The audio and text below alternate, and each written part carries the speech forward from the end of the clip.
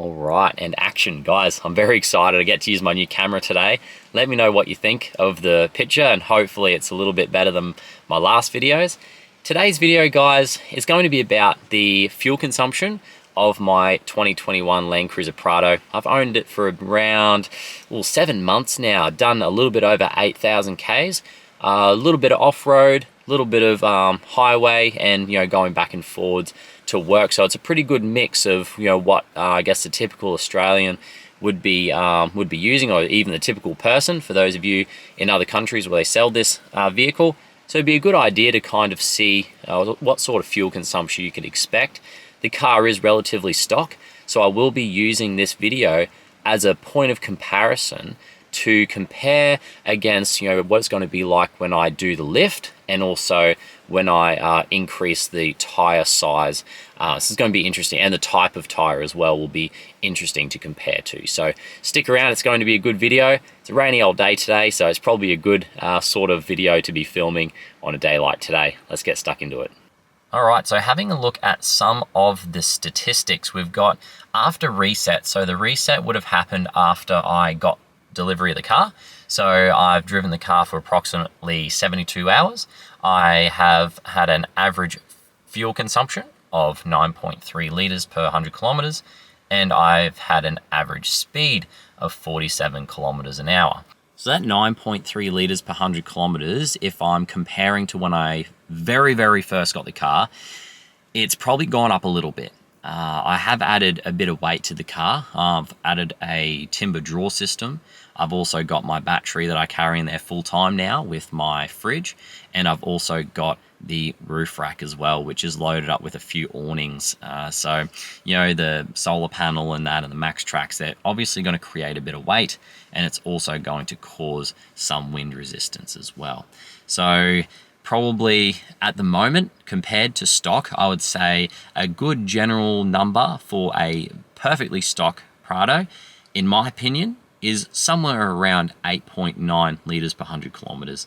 That's what you can expect if you keep everything stock, depending on the number of people you carry as well. Of course, there's a number of different variables, but generally speaking, I would say that around 9 litres per 100 kilometres is what you can expect. What I'm interested in looking at going forward, though, is what is this going to look like when I start adding wheels, tires, lift kit, bull bar, rear bar. You can see that although all that extra weight, and also to the reducing I guess the effectiveness of the wind resistance as well. So increasing the drag of things like the bull bar and stuff like that. Is that going to cause again another half a litre of fuel consumption for everything that I add? So I'm a little bit concerned about that. It's going to be very interesting. I think it's going to be good feedback for you guys as well, because you're going to get a bit more of an idea of exactly how much and what percentage of fuel consumption is this going to be affecting your car.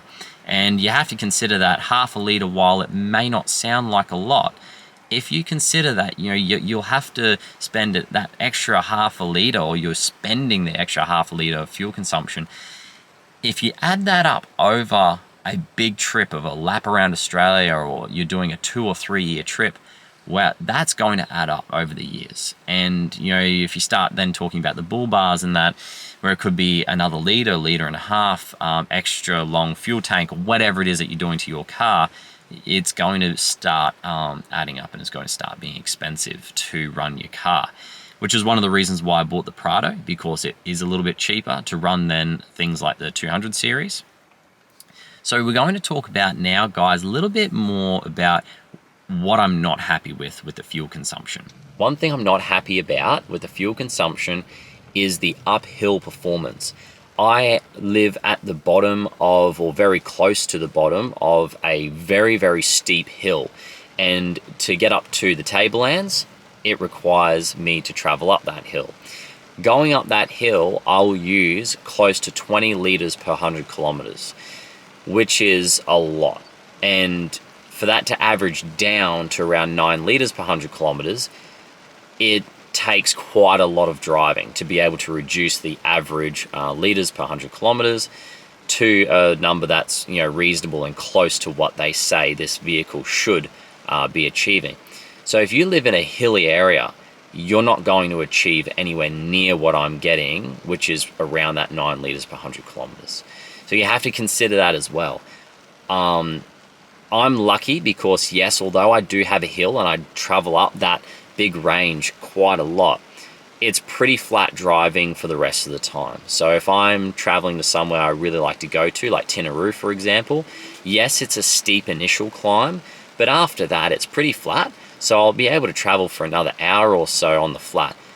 Now, I find that if you're, again, interested in this topic, on the flat road, just cruise control on, around 100 kilometers an hour, something like that, I'm getting around 7 liters per 100 kilometers. I'm actually really impressed with the 7 liters per 100 kilometer fuel consumption.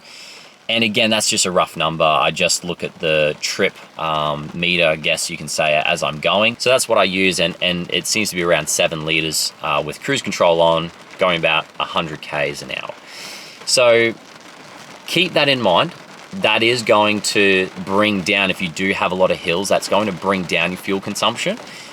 So, you know, if you're doing, say, 17 liters per 100 kilometers for a short amount of time, but then you're getting 7 liters per 100 kilometers on the flats, yeah, you're only going to use around, depending on the trip and I guess length of the hills as well, a lot of variables, but you can see how I'm achieving the 9 liters per 100 kilometers. It also depends a lot on the way that you drive as well, but we're not going to go into that. Something that I think is worth noting is the towing performance. I do not know what this vehicle will be getting if you are towing a caravan or something like that behind.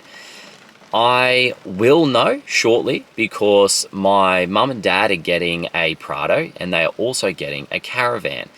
They're getting pretty much the exact same model Prado. They're getting a caravan as well, which is pretty much a standard size. It's not overly big. It's not really small either. So it's a good mid-sized caravan. And I'll be able to have a look and compare at the same point and at the same kilometers that they've traveled, how much their fuel consumption is towing. So that's something that I'm going to be very interested in looking at. It's going to be good having 2 Prados because I'll be able to compare apples to apples and really see what modifications cost how much fuel consumption. So that's something I'm really looking forward to.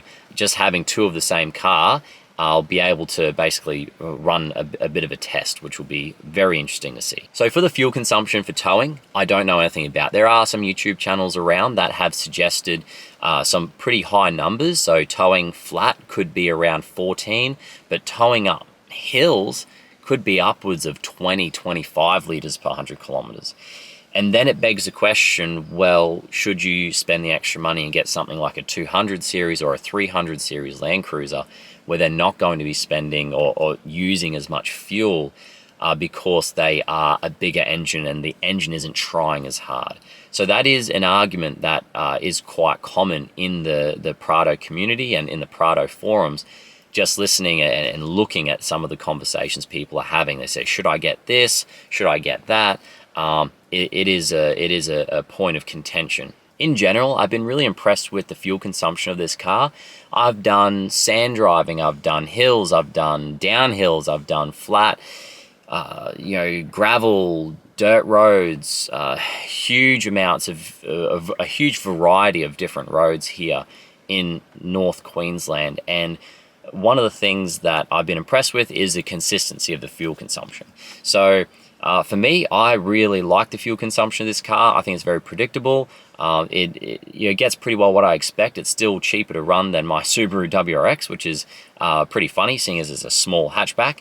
But it's just one of those things where it's got good technology as long as you are smart with how heavy your foot is at certain times, and also picking your routes a little bit better. So instead of going up all the hills, maybe steep hills, maybe you choose a different road. So, you can be a bit selective and be a bit smart about how you drive your car as well. So for me, I think that the car is brilliant. It performs very well. The fuel consumption is excellent. And so far, I'm very happy with it. So I guess stay tuned for another update for when I do my lift kit and when I'm doing my wheels. So that's going to be the rims and tires.